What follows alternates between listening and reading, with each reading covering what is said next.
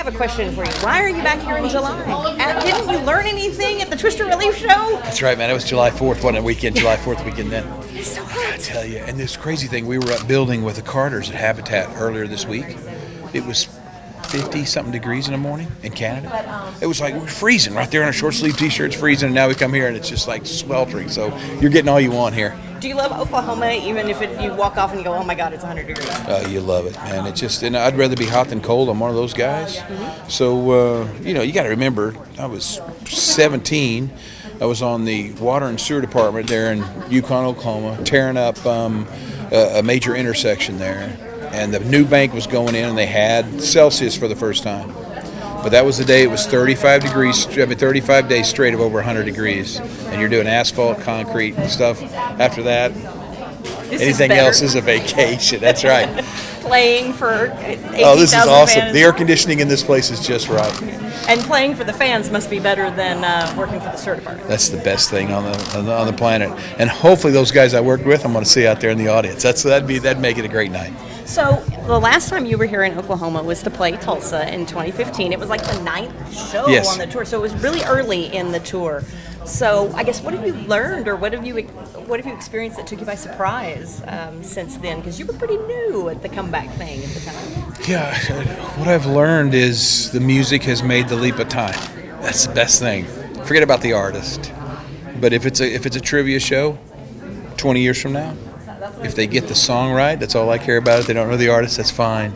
I think that's what I've learned is in this whole tour, what you're scared to death was nobody would show up, and would the music be what it used to be. And I got to tell you, there are songs, and I'll list 3 or 4 of them right now that are bigger than they were when we released them.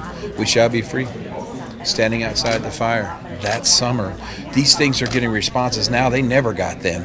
So it's pretty cool. And it's cool to watch it unfold and just get to be part of the music. That's what it's all about. So you said in Tulsa that you were hoping that it would be bigger than anything you did in the 90s. So how surprised / excited are you that it is? We were pretty excited. When we passed that 5 million ticket, we had a champagne party. It was like getting the World Series. And I tell you, man, these guys have worked their butts off, and I'm so proud of them, the band and crew. Because the same band and crew in the 90s, and we're all very grateful that we're getting to do this at this level this late. But I got to tell you, when we passed that 5 million ticket, and we did it in almost half the cities we did in the 90s, did it for, that was a proud moment for all of us. We were all very excited. Well, I wondered if you saw the homecoming signs, the orange and black. Oh, that's sweet. I've seen them in here. That's out sweet. There. What do you think about this being a homecoming for you? I just don't understand why you picked orange and black. I really don't know at all, but that's it's fantastic. Everybody's been so sweet, and this is just the start of it. Where the sweet thing's really going to happen, when that first song kicks off, you get out there and you get to see those faces. That's what it's all going to get to be fun right there. So what's next? December. Shutting I don't it know. down, so what's next? I don't know. People say, where's home? Where are you eventually going to settle down? My home's wherever that woman is. So whatever's next, as long as it's with her, I'm good. And thank the good Lord for everything up till now. And whatever happens after this, I still came off like a bandit for what's happened from here backwards. So my children are healthy, thank God. I'm with the love of my life, and I'm getting to play music. How does it get better than that? You don't think about seeing the world? You get to see the world kind of, but you see it from a stage. But truth is, everybody talks about the world, and I know there's some places she wants to go, but for me, I think this place right here, Oklahoma in the United States, I think it's got so many things that I would like to see before I die if I live to be 100. So I'm kind of good at kind of just staying at home. That's my favorite thing. So, how is it going? Being back in, what have you guys been doing since you got back in? When did you roll into town, and what you been doing? We rolled in about 1 o'clock. He went straight to the zone, and I came here, had a couple of meetings because I got this other job, this whole cooking thing, and so I'm always either in pre-production or we're just finished filming season 10, so now I'm in edit mode of editing new episodes. And some of my buddies from Owasso are driving up, so I'm looking forward to seeing them pretty soon. So it really does feel like you just kind of take a deep breath, and it feels like home. I was just telling somebody that I grew up in Georgia, and I lived in Nashville for 15 years, but I was touring a lot of that time. And so I never really put down roots anywhere other than where I was raised until I moved to Owasso. And at first I was scared to death because you're moving to a town where you know nobody, really. And I made some of the best friends that I'll ever have there. So it really does feel like coming home. That's great. So tell us a little bit about Williams-Sonoma and your line with them, and I understand it's very successful. It's doing well. Williams-Sonoma was one of those things, like when I was a little girl, I dreamed about being Cher. I wanted to be Cher. And then I discovered Linda Ronstadt and wanted to be her. And I always knew this is what I wanted to do.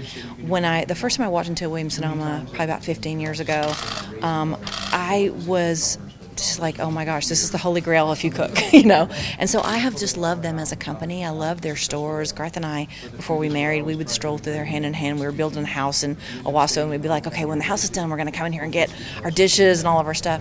And so I've always loved them, and I have always wanted to do something with them. And so when this opportunity came up to try to do something for summer, I was like, yes, please, please, please. And so it's one of the things that I'm doing that I'm most excited about because I'm just a fan of them as a company. And hopefully this will lead to some more stuff with him. I'm fingers crossed. What can you tell us about the new cookbook? Because you have another one, I guess, that's going to come out. Well, I'm just starting a new one, so I don't know yet. It kind of makes its own way. And the first book was all those things that were in my mom's shoebox and things that were in her head. My grandmother's, this and this and this. The second cookbook was kind of extended that net to like family reunions and what my aunts and uncles and cousins and all that food that I grew up on. And then the third book my sister and I wrote right after my mom had passed, and it was more of a balance of decadent Southern foods, but if you want to eat healthy, how to make those things healthier. So it's kind of an 80-20 rule, which means 80% of the time you should eat healthy and 20% of the time indulge. I kind of have flopped that on this tour. It's really hard, and I've really done the 20% eat healthy and 80% eat crap.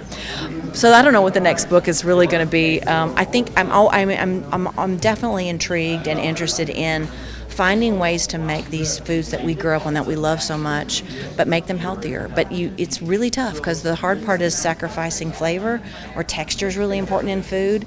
And the things that make things taste good and give them that texture are usually involve butter and cheese and cream, and so the challenge is to try to find, and I've got a few things that work, and we put those in the last book, so hopefully there'll be more of that in the next one. Can you tell me about Tea's Coffee Talk? And you and Garth have really embraced social media, and you both have sort of these weekly Facebook Live shows. And tell me kind of how that ties in with everything you guys are doing and what that's all about.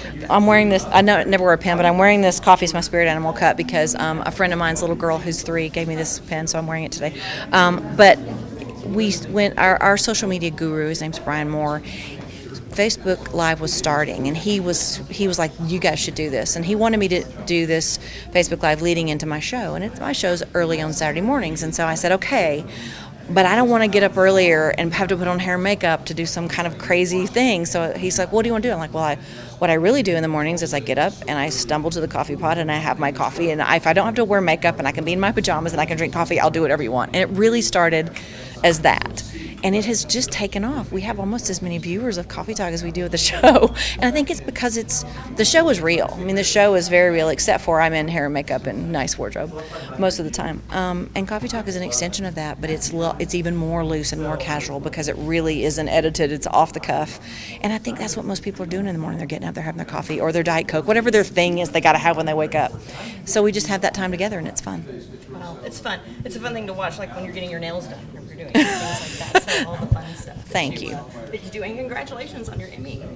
Thank you. That's one of those things. If you would have asked me 20 years ago what I wanted to accomplish in my career, I would not have said I want to win a daytime Emmy. But the show won one on the second season. We got nominated again, so pretty cool. Yeah. Well, congratulations. Anything you want to say about music or anything new you got coming up? Getting ready to get back in the studio. Being on the tour and the cooking show has kind of put new music on the back burner, and it's tapping on my shoulder right now. It's like I just really am craving to get back in. I don't know what will ever happen. It's hard to get played on the radio after 26 years. Garth was talking about the success he's having, and it's still not easy, but he's having success. I'm so proud for him. But as long as I can sing, I'm going to make new music, so it'll happen.